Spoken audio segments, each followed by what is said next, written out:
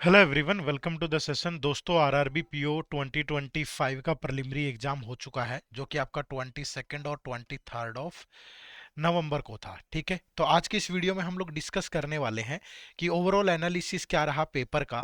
मतलब अगर मैं टोटल 8 शिफ्ट में देखूं तो हर एक शिफ्ट में कैसी कैसी चीजें थी, किस तरीके का, मतलब एक ओवरऑल एनालिसिस करेंगे, शिफ्ट वाइज नहीं।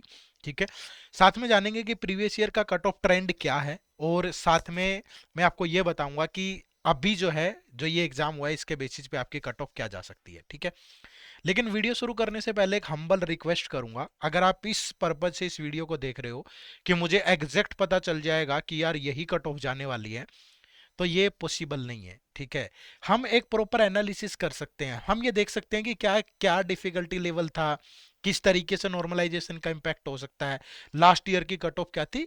हम सिर्फ और सिर्फ यहाँ डिस्कस कर सकते हैं, कोई एग्जैक्ट नंबर नहीं मैं आपको दे सकता कि यार इतनी ही जाएगी। मैं आपको एक रेंज बता सकता हूँ कि अगर आपका इस रेंज में है तो आप मेंस की तैयारी शुरू कर दें। और इस वीडियो का पर्पज ही यही है, क्योंकि जब रिजल्ट आता है ना, तो उस टाइम पे आपका मेंस एग्जाम के लिए टाइम ही नहीं बचता है प्रिपरेशन के लिए। तो मैं आपको सिर्फ इतना सजेस्ट कर सकता हूं कि यार इतने नंबर है तो आप मेंस की तैयारी कर लो। ठीक है, और अगर आप किसी इस उम्मीद में बैठे हैं कि एग्जैक्ट यही हो और यही हो जाए, भैया ये चीजें पॉसिबल नहीं है। और आपसे भी मैं रिक्वेस्ट करूंगा, ऐसी चीजें मत सोचा करो। ठीक है, और एक दो थोड़े बच्चे होते हैं जिनका पर्पज होता है कि यार मेरे अकॉर्डिंग चीजें नहीं बोली गई वीडियो में, तो अनाप शनाप कमेंट करना, अपनी भावनाओं को उस तरीके से व्यक्त करना, ये अच्छे एस्पिरेंट की निशानी नहीं होती है।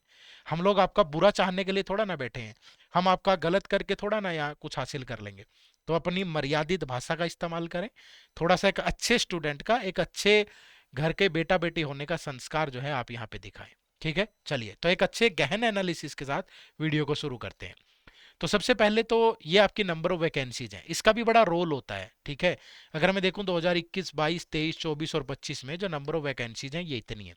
मतलब लास्ट ईयर के कंपैरिजन में वैकेंसीज थोड़ी बढ़ के ही आई है, तो इसका तो कोई बहुत ज्यादा इंपैक्ट नहीं पड़ने वाला है कट ऑफ पे। ठीक है, क्योंकि लगभग लास्ट ईयर के सेम सेम ही वैकेंसीज हैं, तो कोई ज्यादा फर्क नहीं पड़ेगा, ये ध्यान रखना। ठीक है, उसके बाद अगर मैं डिफिकल्टी लेवल देखूं क्वांट का, 3 पार्ट है।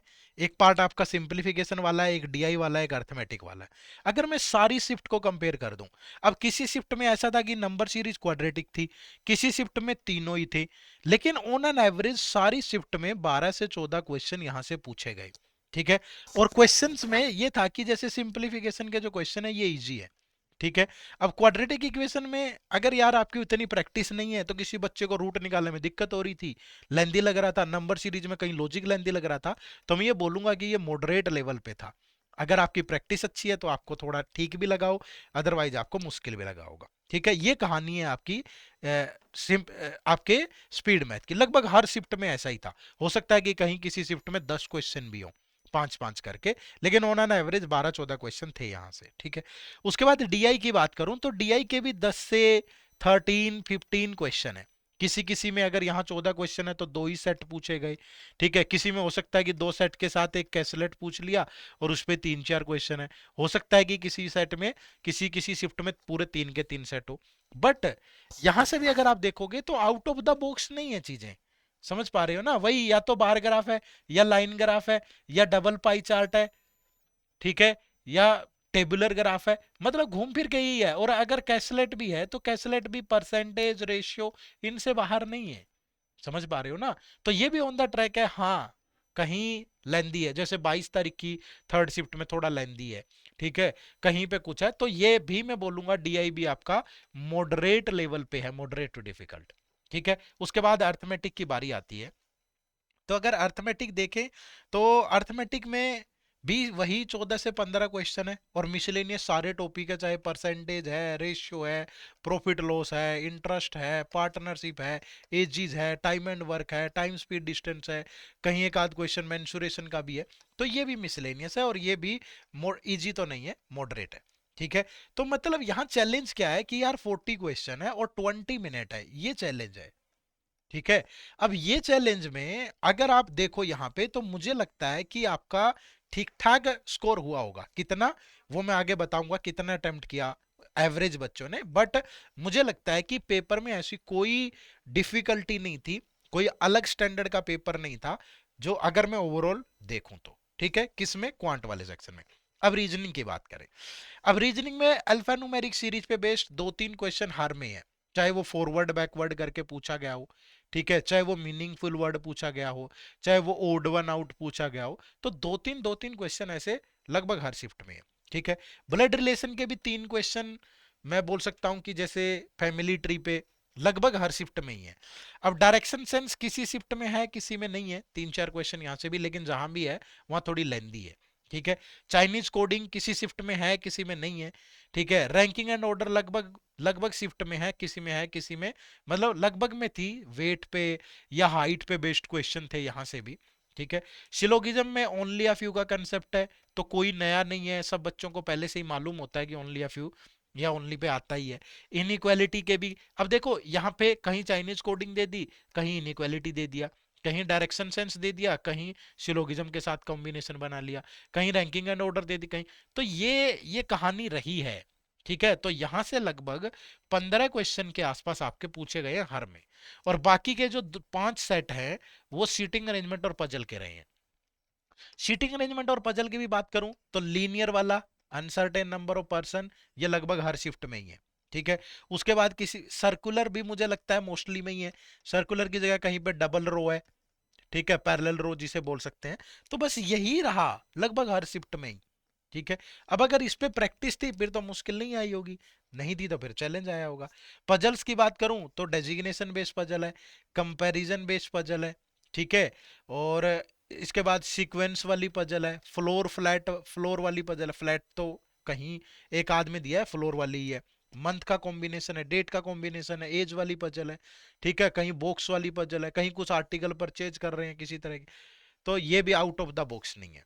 कहने का मतलब ये है कि पेपर किसी शिफ्ट में लेंदी हो सकता है, किसी में नॉर्मल हो सकता है, किसी में क्वांट लेंदी हो सकता है, किसी में कुछ है, लेकिन पेपर में नया कुछ नहीं है, सबसे बड़ी बात है। लेकिन चैलेंज फिर से वही है कि 40 क्वेश्चन है और 25 मिनट है।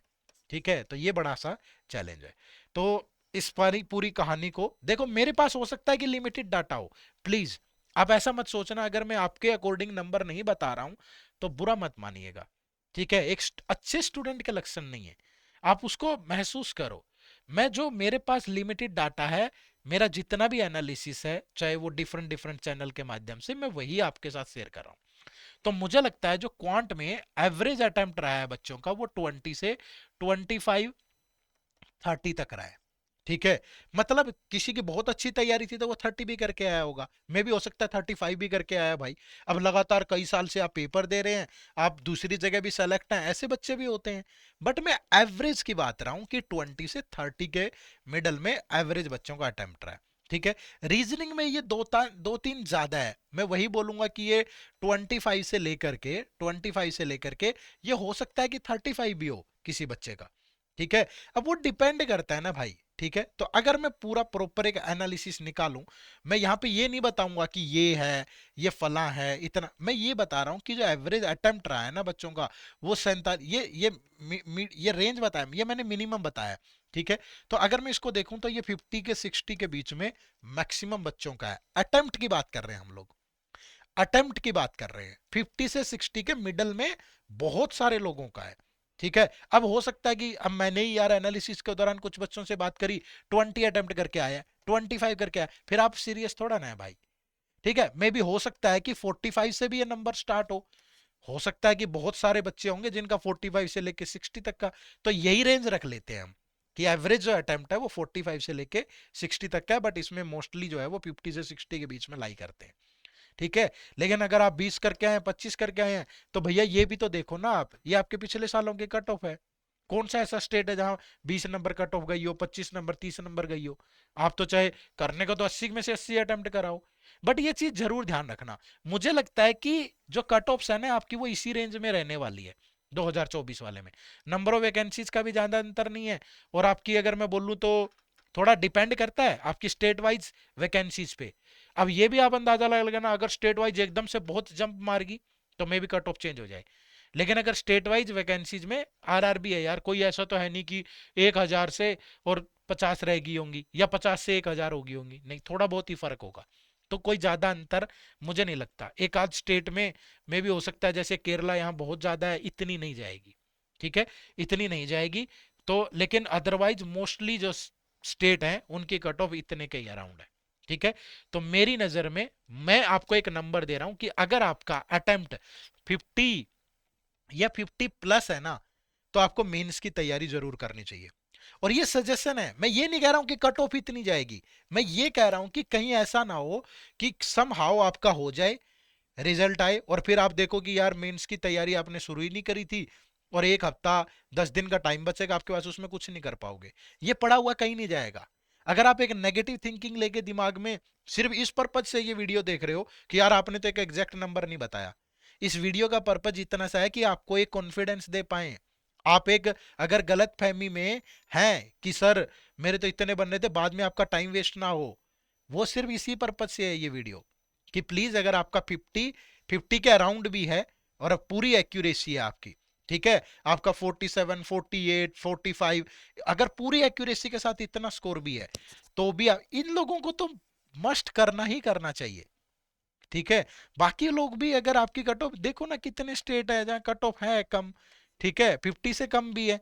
तो आप क्यों नहीं सोच रहे हैं ऐसा? ठीक है, तो 50 वालों को तो मस्ट है, 50 वाले तो बेझिझक तैयारी करें, आपकी एक्यूरेसी ठीक ठाक है। अदरवाइज 45 वाला भी करे यार ट्राई, पढ़ा हुआ बेकार नहीं जाएगा, यही आगे आरआरबी में काम आ जाएगा, क्लर्क में, या आगे अभी तो और कोई एग्जाम भी नहीं है, इसके बाद जितने भी आएंगे उनमें काम आ जाएगा, बेकार नहीं जाएगा। ठीक है, तो तैयारी जरूर करें और बुरा ना माने प्लीज, ठीक है, थोड़ा सोच समझ के कमेंट किया करो, भावनाएं यार आप जैसे इंसान है हम भी ऐसे इंसान है।